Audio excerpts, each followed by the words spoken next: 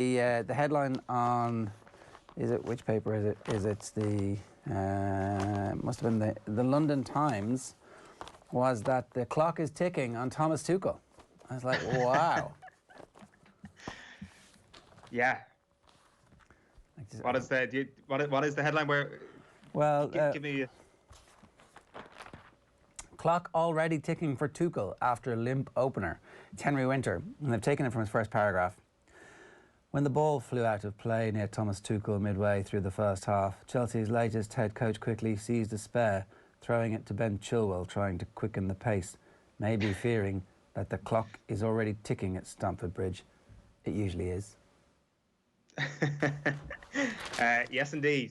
Tuchel, one game down in the Premier League, one training session down in the Premier League, so there is no better time to draw loads and loads and loads of conclusions from the Thomas Tuchel era at Chelsea. So I sat through all of this last night, and we're going to go through tactically how they approach the game in just a moment. But first of all, let's remind ourselves of where they're coming from. Let's remind ourselves of how they set up in the last Frank Lampard game. I've got average positions on screen here of how Chelsea set up that night. It was a bit of a mess of a 4-2-3-1. You'd Mount and Kovacic into two. You'd Pulisic at the top of your screen there, the most advanced player. Your fullbacks very high under Frank Lampard. And somewhere in the middle of that image on screen is Kai Havertz looking very lost in the middle of that three. They had 65% of possession that night against Leicester, Frank Lampard's last game in the Premier League, and they lost 2-0.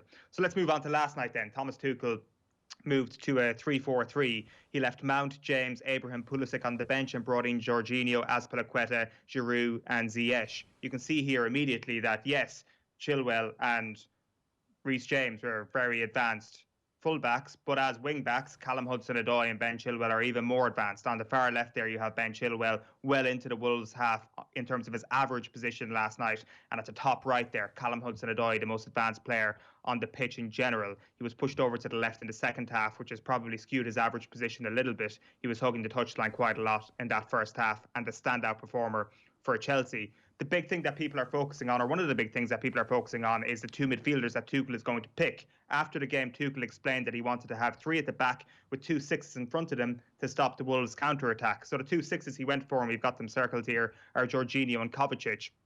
With N'Golo Kante injured at the moment, you'd expect him to come in to be one of those 6s in the near future.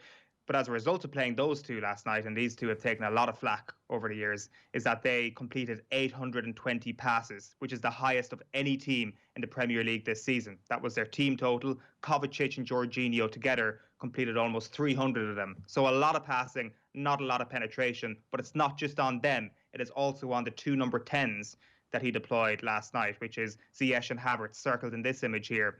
They didn't manage to turn that possession into an onslaught. They had 78.9% of possession, and they attempted just 14 shots with 5 of them on target. For those that are interested, their XG was 0.73.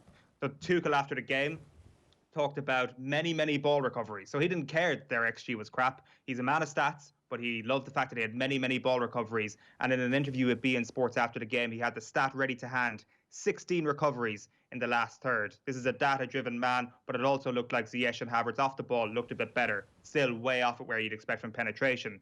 I was just doing a bit of a look back then on how surprising this is that Tuchel will go to 3 at the back last night. He does have form doing it. It's not his preferred formation. However, with Paris Saint-Germain in his first full season at the club, it was sort of his go-to formation at the back. For example, he played it in both of those legs against Manchester United, the game that they bottled in the Champions League in 2019. You can see here Dani Alves and Juan Bernat were his wing-backs at the time. His midfield too, take away Jorginho and take away Kovacic, you got Verratti and Marquinhos here, probably a better midfield too.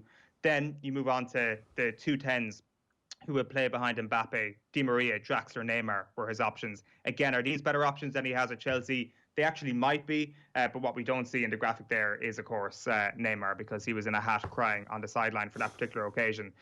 He stopped doing it then after that, which is interesting. He went to a back four for a year and a half, and then with his very last few games in charge, Thomas Tuchel, I guess, had a bit of a relapse. He went back to the 3 at the back. It was his dying sting on Ligue 1, was all of last December. He went to a 3-5-2. So it's not actually that much of a surprise. It's not actually that much of a throwback for Thomas Tuchel. It was his most recent formation.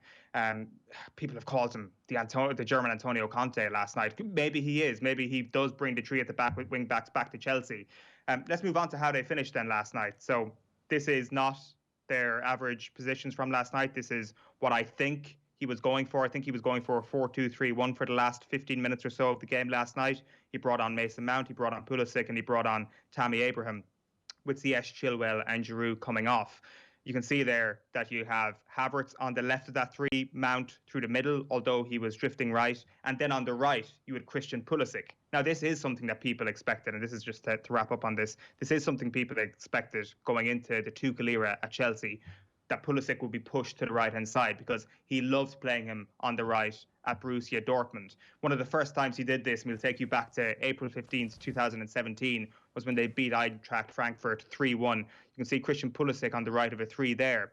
You look at that attack and you think to yourself, can he get a similar output from the Chelsea players over the next little while? So for radio listeners, the 3-1 up top was Pulisic, Kagawa and Marco Reus behind Pierre-Emerick Aubameyang. It's a bloody good attack. It wasn't amazing. They didn't win the Bundesliga. They didn't really come close to winning the Bundesliga with that set of players, but they did play a hell of a lot of a 4-2-3-1 after that moment, and a lot of 4-3-3 as well. And the one constant was Christian Pulisic on the right. So I'd be excited if I was him. It looks like Tuchel is going to get the best out of him. The question is, Havertz and Werner and Giroud and Abraham and Mount, are these pieces of the jigsaw and Ziyech going to be able to fit together? Yeah, at some point, I suspect they will, and I think maybe the clock isn't quite as ticking as the London Times would have us believe. That's Tuchel's tactics for you this morning. Good stuff, Owen. If anybody wants to comment, or if you're a Chelsea fan, we'd love to hear how excited or otherwise you are. You know, there's the sadness that the club icon is gone, but all of a sudden you've got one of the hottest young managers in Europe. So we'll see. Phil Egan, good morning to you. How are you?